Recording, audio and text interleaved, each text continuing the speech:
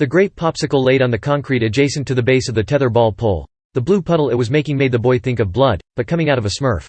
He vaguely remembered watching the Smurfs on Saturday mornings when he was little. Of course these days he barely remembered his name used to be Tyson Hagee and that he used to enjoy the life of a normal 11-year-old. From his perch on the steps of the library across from the playground he watched as the unlucky 4-year-old wailed as though he had been stabbed in the groin, his older sister trying to calm him, until he inadvertently caused her to drop her frozen confection and his grape Popsicle now had a melting companion on this hot summer's day. He tried to recall the sheer unadulterated joy of playing. In the distance he noticed boys not much younger than him playing on the jungle gym and stretching their arms on the monkey bars, but now it was like a diabetic watching a cooking show where all manner of rich desserts were being made, and the boy could only sigh as he turned away. He looked up towards the sun looming over him bursting through the clouds that seemed wholly inadequate to contain it.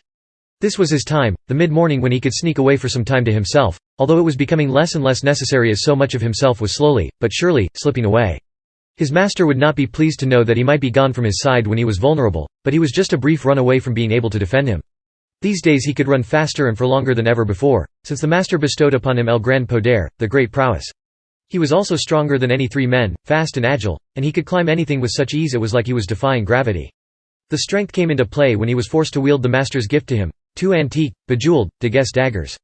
Practically, they were to aid him in his work to always protect the master against assault as he slept, but they were also a status symbol as he had explained to him. For hundreds of years these same daguerres had been used to defend the master to the death, and many of his kind had died in service to the master, but not many had been allowed to wield the daguerre daggers.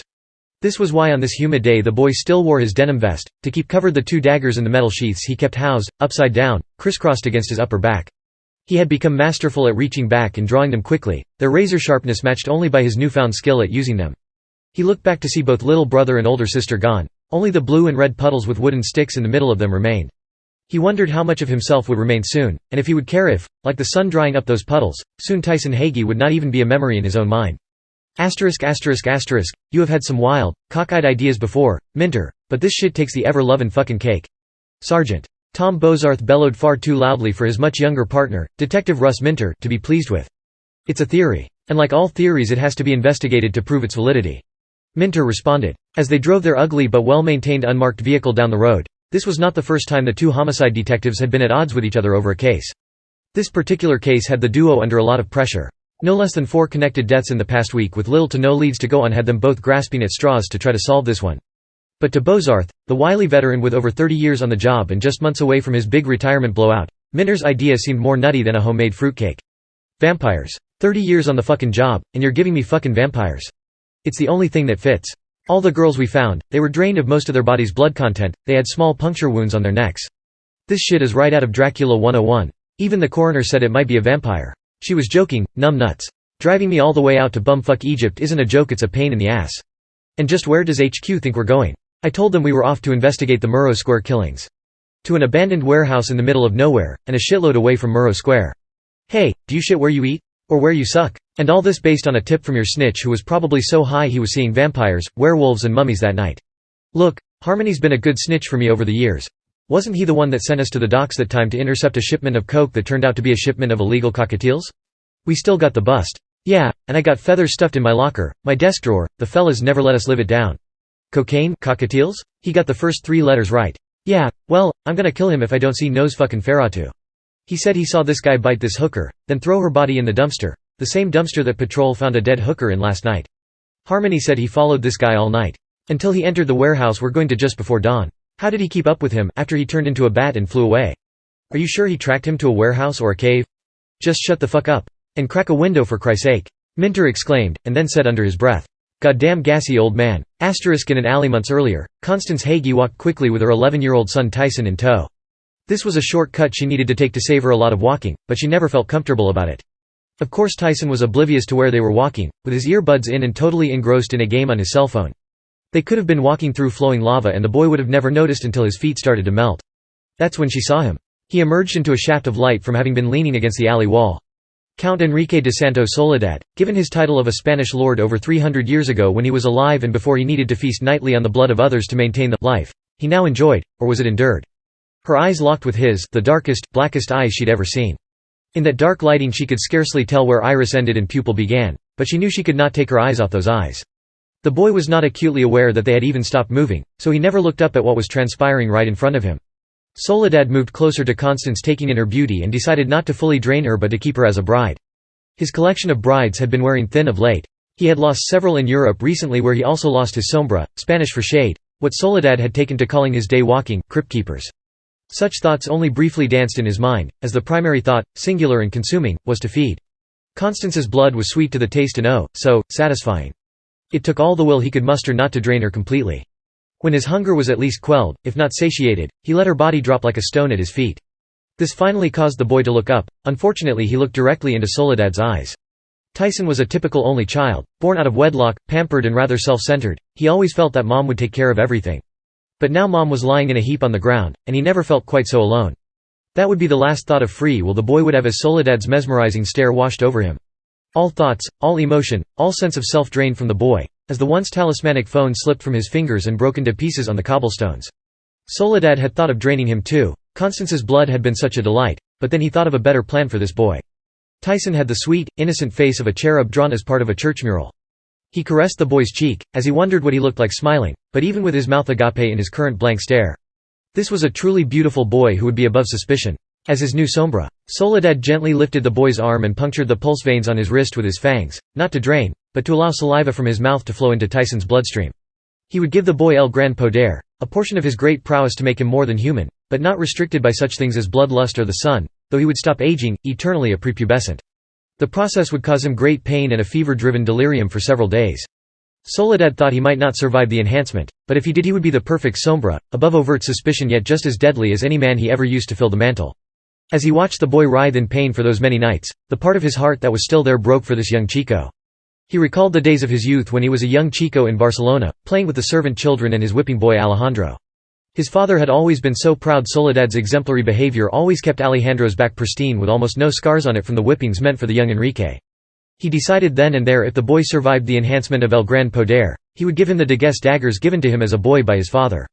He had not given them to a sombra to wield for many years, but if he lived, this Chico would have earned them. He felt it. The hair on the back of his neck stood at attention, as the boy sensed his master was in danger. He would have to run his fastest back to the place that housed his master's coffin.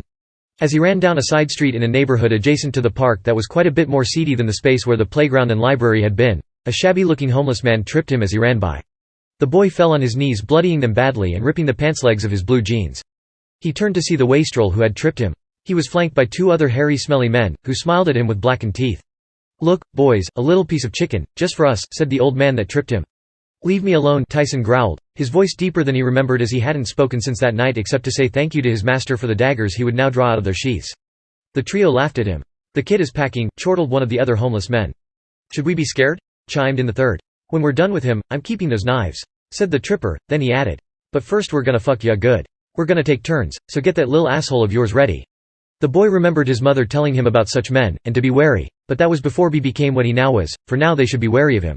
He was rather glad they didn't know that, as he took a flying leap directly at them. Are we there yet, mommy? Bozarth whined, as he let out a fart so loud and juicy sounding Minter was sure he had shat himself. "A couple of more blocks. You said that 10 blocks ago. We shoulda stopped at that library we passed. I coulda grabbed a book. And when was the last fucking time you read a book? High school? Maybe. All I know is I coulda read fucking Les Miserables in the time it's taken you to drive to the Twilight Warehouse." "Shut up, we're here." Minter and Bozarth looked up at the dilapidated, yet somehow imposing old building in front of them. Huge black crows perched on the rooftop, and a black cat jumped on the hood of their car, hissed and then scampered away. "I'll give ya this kid. If this isn't where a vampire is snoozing. It sure as shit oughta be." The boy was still savoring the decapitations of the three would-be rapists as he neared the back of the warehouse. They were so supremely confident in their collective ability to overpower him, and they lost that misplaced confidence as they lost their heads. One by one his razor-sharp Degues daggers cut into them. Because of what he knew they did to children, he would have toyed with them, made their death slow and painful, but alas he did not have the time for such well-deserved torture. Even now he might be too late, and the intruders he sensed at the playground were already in the warehouse, already a threat to his master. Minter used a pair of bolt cutters to cut the chain of the main door in the front of the warehouse. "Are those standard issue now?" "Nah, just something I like to keep handy." "After you." "Hey, it's your tip. It's your snitch. You go first. Age before beauty. Ass before hole," Bozarth said as he pushed Minter through the door. Inside 5 coffins sat on stone pedestals, 4 smaller ones in front, a huge, lavishly adorned one sat on a higher pedestal behind the other 4. "I'd better call for backup," Minter said as he began to push past Bozarth. Bozarth grabbed his arm as he was going by to stop him.